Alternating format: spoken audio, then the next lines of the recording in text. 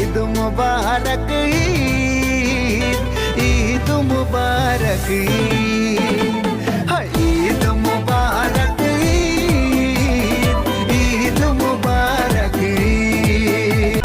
গাজা পোড়াতে চেয়েছিল যারা, রবের হুকুমে পুড়ছে তারা। বলছি যুক্তরাষ্ট্রের কথা। গাজা ধ্বংসে একের পর এক ইসরায়েলকে সহযোগিতা করা যুক্তরাষ্ট্র এখন নিজেরাই পরিণত হয়েছে ধ্বংসস্তূপে। এমনকি গাজা ধ্বংসে এক বছরে ইসরায়েলকে $2200 কোটি সহযোগিতা দেওয়া যুক্তরাষ্ট্র মাত্র একদিনে হারিয়েছে $5000 কোটি।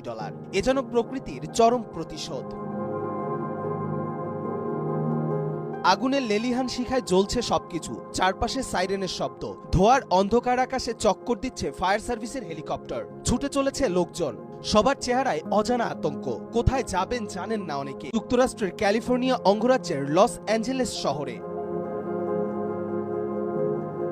ইতিহাসের সবচেয়ে ভয়াবহ দাবানলে পুড়ছে শহরটি। ইতিহাসের পাতায় চোখ মিললে দেখা যায় আজকে যুক্তরাষ্ট্রের এই চিত্র এক বছর ধরে প্রতিনিয়তই দেখা মিলেছে গাজার শহরগুলোতে। আর এই চিত্র ফুটিয়ে তুলতে যেন ইসরায়েলকে সব